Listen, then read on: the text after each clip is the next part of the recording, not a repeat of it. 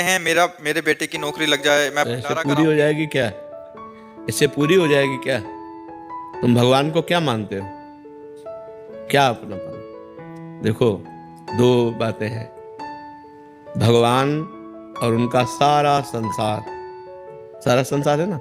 अब संसार में तुम्हें कोई वस्तु चाहिए, दुकान में जाओगे तो तुम्हें देना पड़ेगा ना, तो उसके हिसाब से कीमत दीजिए और सामान लीजिए।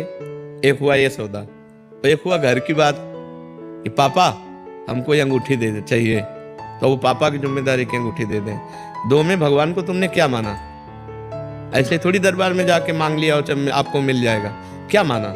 भगवान को अपना पिता माना, अपना मित्र माना, अपना प्रीतम माना, अपना स्वामी माना? ये तो माना नहीं।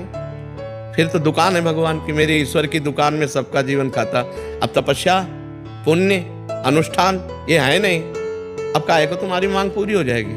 ऐसे पूरी हो जाएगी? ऐसे तो और सब दुश्मन है क्या?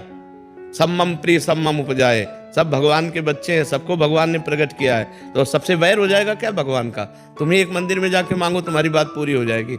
दो बात समझो, या तो तुम्हारे पास इतना पुण्य हो, तुम्हारे पास तपस्या हो, तुम्हारे पास अनुष्ठान हो, भजन हो, तो बात पूरी हो जाएगी।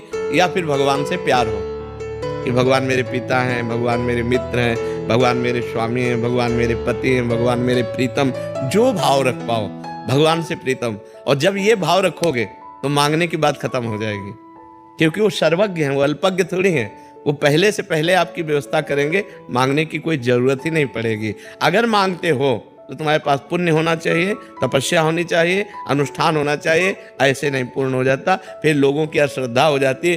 बिहारी जी आज्ञा करे अनन्यस चिंतयन्तो माम, गीता में तुमने भागवत गीता सदग्रंथों की बात मानी? नहीं मानी, तो तुम्हारी बात क्यों बिहारी जी मान लेंगे? भंडारा तो कराएंगे। उसका पुण्य मिलेगा, जितना भंडारा उतना पुण्य मिलेगा, जितना पुण्य मिलेगा उसके अनुसार कामना पूरी होगी। पुण्य है 100 ग्राम, कामना है 1 किलो की, तो बिल्कुल पूरी नहीं होगी। ऐसे ही भगवान के सब बालक है। अब आप गए हो, भगवान ये मुकदमा जीत जाए और आपने किया है पाप, तो भगवान कहते नहीं नहीं। अब तुम्हारी भावना बन गई यार, बिहारी जैसे कई बार कहा हमारी बात नहीं सुने, तो बात समझो, हमारी बात समझो, नहीं तो भगवान पे अश्रद्धा हो जाएगी। वो भगवान है, उनके सब प्रिय है, उनके सब उपजाए हुए है। खूब नाम जप करो तो कामना पूर्ण होगी। बिहारी जी से कहने से नहीं पूर्ण होगी। बिहारी जी की बात मानो, आज्ञा मानो तो कामना पूर्ण हो जाएगी। तपस्या करो, पवित्र आचरण करो, पाप ना करो तो बिना मांगे कामना पूर्ण हो जाएगी। आवश्यकता पड़ने पर वो खुद व्यवस्था कर देंगे। करो सदा तिनके रखवारी, जिम बालक राखे महतारी। जैसे माँ बच्चे को कब बाल भोग देना है, कब राजभोग देना है, कब स्नान कराना, उसको चिंता होती है, ऐसे भगवान को चिंता होती है मेरे इस भक्त को कब क्या करना है। आपको मांगने की जरूरत पड़ेगी ही नहीं। भगवान का भजन किए बिना मांगते घूमो, कहाँ पूरी हो जा रही है? किसी की पूरी हो जा रही? भगवान ऐसे नहीं सुनते, ऐसे भगवान नहीं। भाव बिन सुनी पुकारे मैं कभी सुनता नहीं, भाव बिन सुनी पुकारे मैं कभी सुनता नहीं। भाव पूरित टेर ही करती मुझे लाचार है। भाव का भूखा हूं मैं और भाव ही एक सार है। भाव से मुझको भजे तो भाव से बेड़ा। अब आप समझो, आता तो सबको है लेकिन भाव नहीं है तो फिर भाव बिना भगवान नहीं सुनते कोई बात। सर्प तो सर्पाकार रहता ही है, विष खत्म हो गया, लेकिन इंद्रियां ही नहीं रह जाती, वो भगवदाकार हो जाती। जैसे नेत्रेंद्री नहीं रह गई, अब इसमें श्याम सुंदर समा गए। पिय मूरति नैनन बसे तेहि रस रहाय समाय। पिय मूरति नैनन बसे तेहि रस रहाय समाय। ये लक्षण सुन प्रेम के और न कछु सुहाय। जब प्यारे की मूर्ति नेत्रों में बस गई, तब नेत्र में भयावा कहाँ रह गए? जैसे हमें अंदर ये होता है, जैसे हमें व्यापार करते हैं, व्यापार में कोई भी लाभ हो गया है तो उसको कोई उसमें रुचि नहीं रहती है। घाटा हो गया उसके बाद भी कोई रुचि नहीं। धर्मयुक्त भोग है, हमने भोगा, उसके बाद भोगने के बाद मुझे कोई उसमें भी रुचि नहीं है। तो ऐसी स्थिति है। अब तो अभी भगवदाकार स्थिति थोड़ी है, अभी तो संयम पूर्वक चलने की चेष्टा है। तो अभी विष रहित थोड़ी हो। विष रहित तो तब होगा जब केवल भगवान के चिंतन में मस्त होते हुए आपको ये भी चिंतन नहीं रहेगा कि मैं सम हूं, मैंने भोग भोगा लेकिन मुझे सुख नहीं मिला, तो मैं तो अभी बना हुआ है ना। तो सब विषयों का विष तो मैं है। जब ये मैं ही लय हो जाता है तो क्रियाएं यंत्रवत होती है। अभी आप कर्ता भोक्ता हो कि नहीं? हो कि नहीं? तो अहंकार विमूढ़ आत्मा कर्ता अमिति मन्यते। समझ रहे? ये भगवान की वाणी है अहंकार विमूढ़, और अहंकार का मतलब घोर अज्ञान। अभी हम अज्ञान की धरा में ज्ञान की धरा तक यात्रा कर रहे हैं। असतो मा सद्गमय, तो अभी निर्विषय नहीं हुए। लेकिन आपका प्रश्न है कि जब उसका विष खत्म हो जाता है तब वो कैसी स्थिति होती है। हमने प्रश्न किया कि मतलब इस समय मतलब ऐसी स्थिति में हम कैसे रहने, क्या करना चाहिए? हाँ, अब ये स्थिति अगर आप नाम जप कर रहे हैं और सहनशील बनते चले जाएं तो आपको ये स्थिति ज्ञान तक पहुंचा देगी, भगवान तक पहुंचा देगी। स्थिति बढ़िया है, लेकिन प्रश्न हमारा उत्तर होता शब्द पे कि सर्प के विषवत दांत टूट गए हैं, अब वो केवल सर्प रह गया है। लिखा है कि मतलब जो है अभी जो है लेकिन फिर भी है अंदर से चेष्टा है उसको है ना, फन काटता है, शरीर में जहर नहीं फैलता। तो आप निर्णय कैसे कह सकते हैं कि उसका जहर नहीं पड़ सकता? क्योंकि भोक्ता और कर्ता है, तो कर्ता और भोक्ता है तो शुभ और अशुभ कर्म बन रहे हैं। अवश्य में वो भोक्तव्यम कृतम कर्म शुभाशुभ, कृतम माने किया हुआ कर्म, और कर्ता भोक्ता है तो विष तो पूरा है प्यारे। एक बार हमको बता दिए आपने कैसे रहना। नाम जप कीजिए और जैसे चल रहे हो ऐसे चलते रहिए। ये गलित हो जाएगा, ये लय हो जाएगा। आप ठीक चल रहे हो लेकिन प्रश्न में त्रुटि है, प्रश्न में त्रुटि। आप ठीक चल रहे हो, आपका जैसे एक गृहस्थ धर्म में चला जाता है, ठीक साधना आपकी वही चल रही है। आप नाम जप करते रहिए, समभाव से रहिए, परोपकार कीजिए, पाप कर्म न बनने पावे, तो यही वृत्ति धीरे धीरे आपकी गाढ़ होती चली जाएगी और आम कर्ता भोक्ता लय हो जाएगा। जहाँ कर्ता भोक्ता लय हुआ तब आप पूर्ण निर्विषय हो गए, भगवदाकार हो गए। अब आपका जन्म मरण नहीं होगा, अब आप भगवान को प्राप्त हो गए। बस ऐसे धीरे धीरे चलते रहिए। और जब विषय सेवन कीजिए, वर्तमान में जब विषय सेवन कर रहे हैं उस समय उसमें एकाग्रता नहीं होनी चाहिए। एकाग्रता भगवान में होनी चाहिए कि क्रिया मात्र है। हाँ, उस समय एकाग्रता भगवान की होनी चाहिए कि ये भ्रमात्मक क्रिया है, ये कोई सच्चिदानंद सुख नहीं है। अरुचि पूर्वक विषयों का सेवन, सम अवस्था में व्यवहार, हानि लाभ मान अपमान दुख सुख और नाम जप, यही पार कर देगा ये जीवन। पापाचरण न होने पावे। बहुत सुंदर, बहुत सुंदर। रवि प्रकाश त्रिपाठी जी, वाराणसी। सतगुरुदेव भगवान की जय। श्री हरिवंश महाराज जी, मनुष्य जीवन के आत्म कल्याण का सबसे सरल साधन क्या है? इंद्रिय और मन को, जो प्रमथन स्वभाव वाली इंद्रियां हैं, प्रमथन स्वभाव वाला मन है, मथित करके विषयों में लगा देता है। इसको निर्विषय करके परमात्मा स्वरूप में स्थित हो जाना। परमात्मा स्वरूप कोई और नहीं है, आप ही हैं। तत् त्वम असि, वह तुम ही हो। ये वेद का वाक्य है, उपनिषद का वाक्य है। तत् त्वम असि, और मैं अपने को भूलकर मनुष्य मान लिया। मनुष्य में अंतःकरण में इतना तन्मय हो गए कि जो मन कहता वो मेरी बात, जो इंद्रियां देखती सुनती बोलती वो मैं कर रहा हूँ। ये अज्ञान। अब ये स्थिति है ना कि जो मैं देख रहा हूँ तो मैं देख रहा हूँ। उस समय ये ज्ञान नहीं होता कि मैं साक्षी हूँ, नेत्रेंद्रिय देख रहे हैं। मैं भोग रहा हूँ, उस समय ये ज्ञान नहीं रहता कि ये जनेंद्रिय भोग रही, मैं इसका साक्षी हूँ। हर इंद्रिय अपना वर्ताव कर रही, लेकिन वो अपना वर्ताव नहीं कर रहे, वो मैं कर रहा हूँ। बहुत सूक्ष्मता का ये विषय अगर समझ पाओ तो। इंद्रिय वर्ताव कर रही है, उपनिषद का वाक्य है, तत् त्वम असि, और मैं अपने को भूलकर मनुष्य मान लिया। मनुष्य में अंतःकरण में इतना तन्मय हो गए कि जो मन कहता वो मेरी बात, जो इंद्रियां देखती सुनती बोलती वो मैं कर रहा हूँ। ये अज्ञान। अब ये स्थिति है ना कि जो मैं देख रहा हूँ तो मैं देख रहा हूँ। उस समय ये ज्ञान नहीं होता कि मैं साक्षी हूँ, नेत्रेंद्रिय देख रहे। मैं भोग रहा हूँ, उस समय ये ज्ञान नहीं रहता कि ये जनेंद्रिय भोग रही, मैं इसका साक्षी हूँ। हर इंद्रिय अपना वर्ताव कर रही, लेकिन वो अपना वर्ताव नहीं कर रहे, वो मैं कर रहा हूँ। बहुत सूक्ष्मता का ये विषय अगर समझ पाओ तो। इंद्रिय वर्ताव कर रही है विषय में और हम उसे स्वयं मान रहे हैं। मैं भोग रहा हूँ, मैं देख रहा हूँ, मैं सुन रहा हूँ, मैं बोल रहा हूँ, मैं कर रहा हूँ। आप नहीं कर रहे हैं, आप अकर्ता पुरुष हैं, आप परमात्मा स्वरूप हैं। यही जानना मनुष्य जीवन का परम कर्तव्य है। यह अध्यात्म की सूक्ष्म वार्ता है।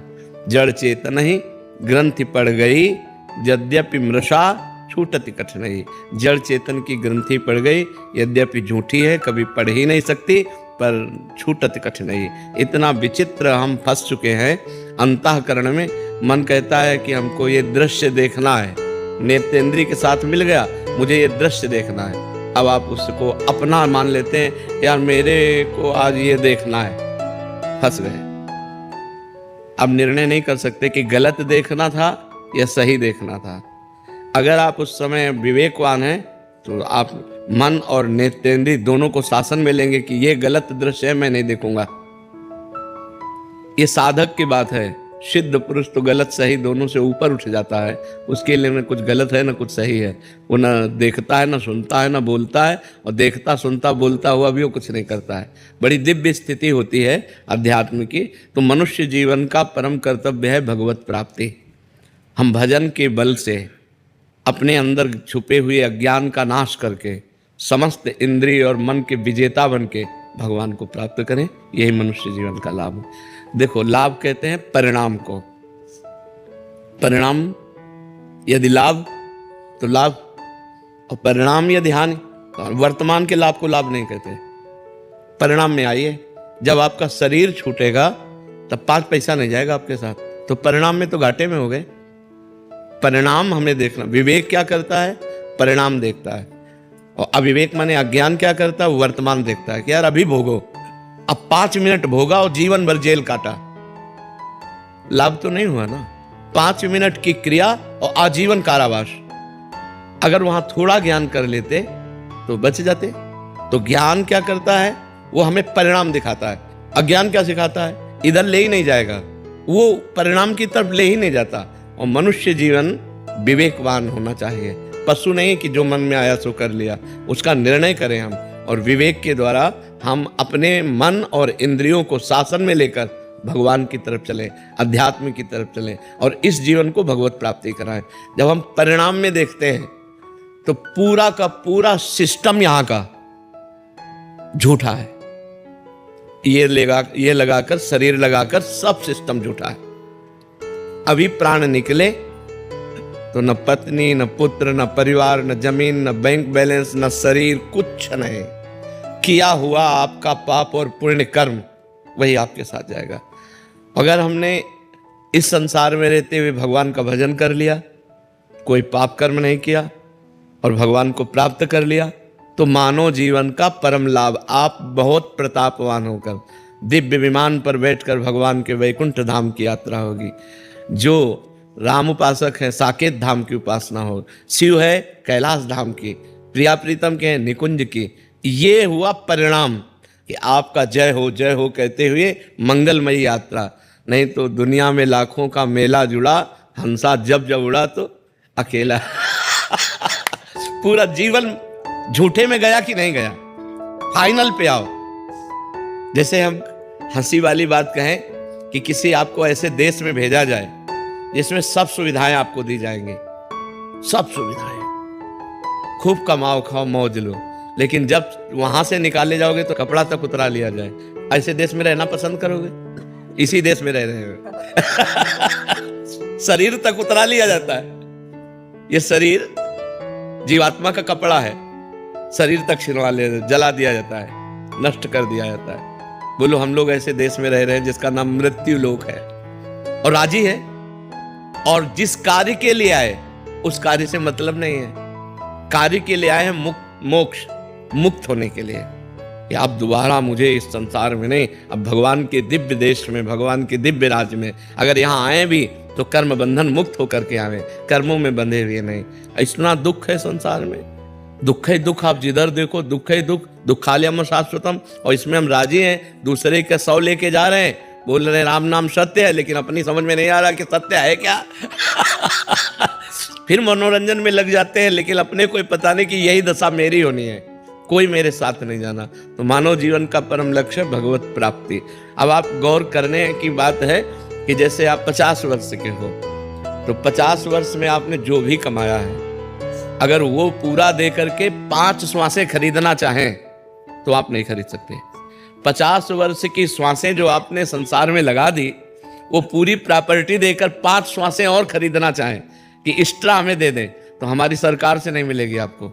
इतनी कीमती श्वासें हैं, यदि हम इन श्वासों में राम न बोले, राधा न बोले, कृष्ण न बोले तो बहुत बड़ा घाटा हो गया, बहुत बड़ा घाटा हो गया, जिसकी पूर्ति कहीं हो ही नहीं सकती। अच्छा, इस जन्म में हम मनुष्य बने, अगले जन्म में पशु बने, पक्षी बने, क्या पता कि हमारे कर्म के परिणाम में हमको क्या बनाया जाए। अब आप देख लो यहाँ पशुओं के साथ कैसा बर्ताव होता है। ऐसे पैर बांध दिए और नीचे से आग लगा दी, जिंदा वो आधा घंटे में जल जल के भुनता है। और वो तो मौत से खाते हैं, लेकिन उसकी दशा देखो, वो भी जीव है, चाकू से उसको काटते हैं, मारते हैं। जीव तो जीव है। एक चींटी के पीछे आप अंगुली लगाइए ऐसे, तो देखो वो प्राण बचा के भागना चाहती है। एक चींटी को भी अपने प्राण उतने ही प्रिय हैं जितने हमको प्रिय हैं। फिर इन पशु पक्षियों के साथ ऐसा बर्ताव, तो पता नहीं हम क्या बने और क्या हमारी दुर्दशा हो। तो हम ऐसे भजन करें कि हमारा जितना पाप है सब भस्म हो जाए और इसी जन्म में हम दिव्य हो जाए, भगवान को प्राप्त हों। और यही लोग थोड़ी मृत्यु लोक, अरे देवलोक है, तपलोक है, महालोक है, जनलोक है, ब्रह्मलोक है। हम और लोकों में जाएं, हम इसी में क्यों आए? जैसे हम यहाँ रह रहे ना, ऐसे स्वर्गलोक है, दिव्य अप्सराएं, दिव्य देवता, दिव्य भोग, और ये सब दुर्गंध वाला काम नहीं है। लेकिन वो भी एक दिन मरेगा, वो भी नष्ट होगा, क्योंकि ब्रह्मा से लेकर के तिनके तक सब मायामय लोक है। तो अगर हम चाहें भी, भोग चाहें, तो घटिया भोगों को क्यों भोगें? ऊपर वाले लोकों में चले ना, इसी में क्यों फंसे हो? तो हमें अच्छे कर्म करके ऊपर के लोकों में जाने की सोचना चाहिए। और अगर मुक्त होना है कि हमें किसी लोक में नहीं जाना, भगवान के पास जाना, डट के भजन करो। भजन के बिना मनुष्य जीवन बहुत कीमती जीवन है। देखो लिखा है, बड़े भाग मानुष तन पावा और सुर दुर्लभ सदग्रंथन गावा। सदग्रंथों ने गाया कि देवताओं को दुर्लभ है। अब बताओ देवताओं को क्या दुर्लभ है यार? और लिखा है, देव दुर्लभ देहि दुर्लभो मानुषो देहो। देव दुर्लभ क्यों कहा गया? क्योंकि देवता भजन करके भगवान को नहीं प्राप्त कर सकते, आप भजन करके भगवान को प्राप्त कर सकते हो। इतनी बात की दुर्लभता है। अगर ये दुर्लभता नहीं प्राप्त की तो तिनते खरसूकर स्वान भले। क्यों? क्योंकि वो अपने कर्मों को भोग कर ऊपर उठ रहे हैं और हम ऊपर से अब नीचे गिर रहे हैं। मनुष्य शरीर सबसे ऊपर है, 83,99,999 योनियों के बाद ये मनुष्य शरीर है। अगर अब हम चूके तो हम नीचे गिरेंगे, ऊपर तो है नहीं। तो हम चूके ना, हम ऊपर की तरफ इससे बढ़े। अगर हमारा मोक्ष ना हो तो जैसे गीता जी में लिखा हुआ है कि जो मेरा भजन करने वाले हैं वो नष्ट नहीं होते।